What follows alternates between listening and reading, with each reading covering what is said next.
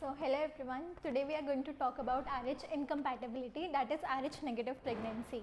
So what happened in these cases? Basically the mother is RH negative and the fetus is RH positive. How this happens? Coming to starting of the topic, I will start with the introduction part. What is RH? RH basically is an antigen that is present on the RBCs of the fetus. So we know about the blood grouping mechanism, the ABO blood grouping mechanism. We have A, B, AB and O. Coming to the A. So those who have A blood group will have A antigen and B antibodies, and those who have B blood group will have B antigen and A antibodies. The AB blood group has has no antibodies, has AB antigen, and the O have both AB antigen and both AB antibodies. So RH is also an antigen like that only, which is present on fetal RBCs, which comes in contact with the mother. So if the mother has no RH antigen, it will react to it. The mother's body will form antibodies against this RH antigen. So what happens? In the first pregnancy, it will be asymptomatic. If the mother has no previous mismatched blood grouping, or no previous transfusions or no previous abortions, then the first pregnancy will be asymptomatic. But coming to the further pregnancies, if the mother is diagnosed with RH negative, then she is isoimmunized generally with anti-D. But if she is not isoimmunized, then the feto-maternal bleeding takes place during the pregnancy, and the fetus blood will cross the placenta and go into the maternal blood. Then it will cause the RH negative reaction, and the antibodies will also now this time the antibodies that will form will be IgG, and we know that IgG often crosses the placenta and it will cause the harm to the fetus. So what harm can be caused to the fetus? We will come to the clinical manifestations, like what happens, how can we know, what can be the signs. So there are main three things that is caused. First is congenital anemia. The hemolysis of the RBCs will start because antibodies are forming against it. So hemolysis starts, then we will see a significant drop in the hemoglobin level of the fetus, and the HCT, that is hematocrit level, will start increasing. The hematocrit will increase more than 51%, and the fetal anemia, how can we diagnose it? By taking the samples, and we can take the sample through chordocentesis. Mainly in this we do chordocentesis.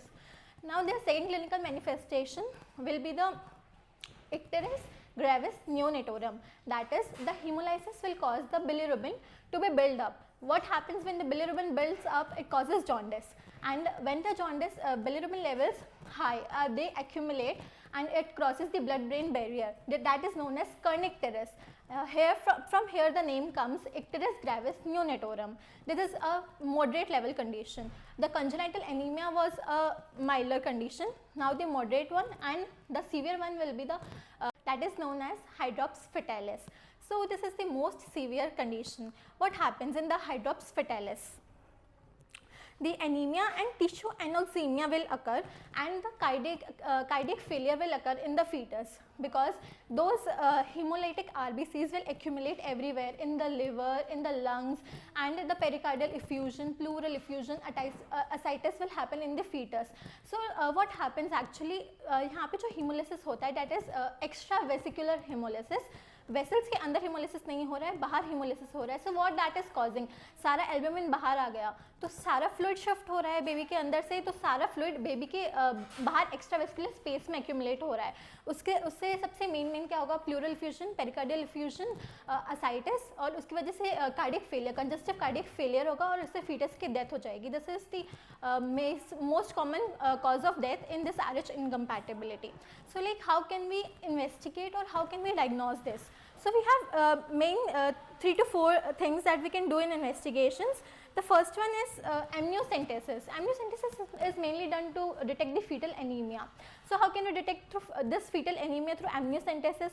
In amniocentesis we basically see the optical length of bilirubin, that is 450 nanometer wavelength, by spectrophotometry. This is a test, spectrophotometry, that is done, and we can detect the fetal anemia.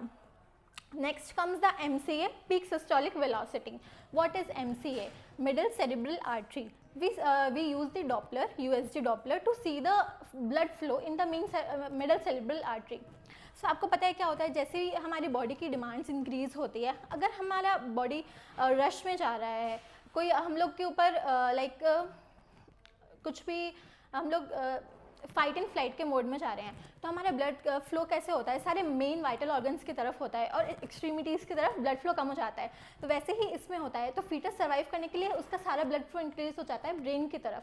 तो brain की तरफ जितना ज़्यादा flow increase होगा, उससे हम Doppler से detect कर लेंगे कि मेन सेरेब्रल आर्टरी में ब्लड फ्लो बहुत ज़्यादा इंक्रीज हो गया है।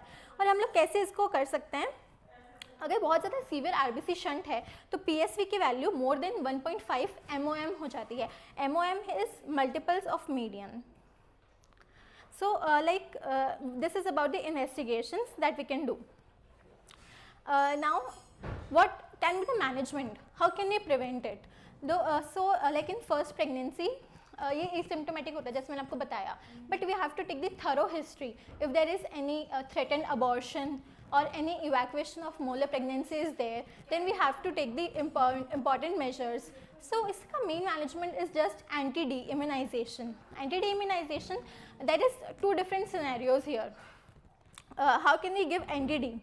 Management of Rh negative non-immunized. If the first pregnancy is asymptomatic and the mother is non-immunized, then we can do ICT, that is indirect Coombs test. So what happens in indirect Coombs test and why it is called indirect? Indirect because here we are taking the maternal blood for the checking. If we take the fetal blood, it will be direct Coombs test, but here we are doing indirect Coombs test. It can be done at 12 weeks of pregnancy. If it is negative, then again we will do the indirect Coombs test at 28 weeks of pregnancy. Still, if it is found negative, we will give anti-D immunoglobulin as a prophylactic treatment. 300 microgram IM we give this dosage. So you must be thinking, why at 28 weeks we give this anti-D immunization? So remaining weeks of gestation are covered if we sensitize the mother right now at 28 weeks. The rest of the period can be covered, and the feto-maternal bleeding that I said in the starting, feto-maternal bleeding cause this reaction to occur. So the main feto-maternal bleeding occurs in the third trimester only. So that's why we give the anti-D immunization as a prophylactic treatment at 28 weeks. So now comes the case, what if the mother is already sensitized, meaning the second pregnancy is there and in first pregnancy she is already sensitized because in first pregnancy feto-maternal blood has already crossed the placenta. So now we will check the direct Coombs test at delivery, and if the fetus is Rh positive but the direct Coombs test is negative, then we will give postpartum Rh immunoglobulin prophylaxis, that to 300 microgram IM within 72 hours of delivery we will give. Can be within 28 days after delivery also.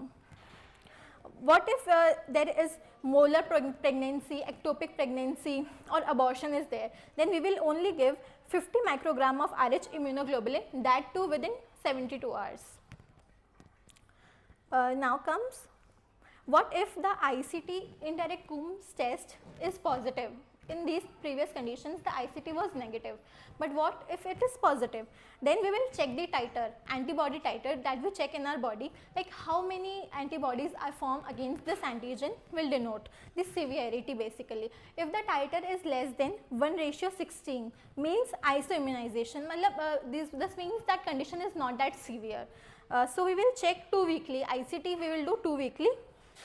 If titer remains the same, then we will continue pregnancy till term without any termination.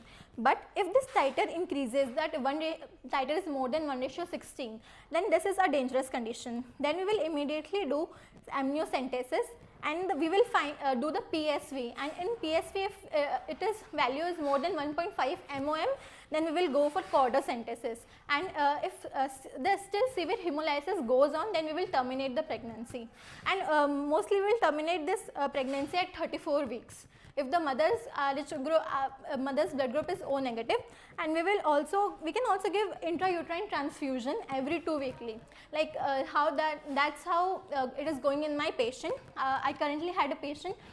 She was having G3P2L2.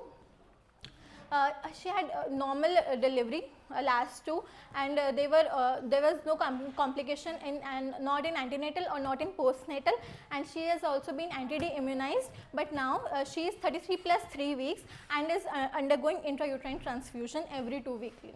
So that's all about the topic Rh incompatibility.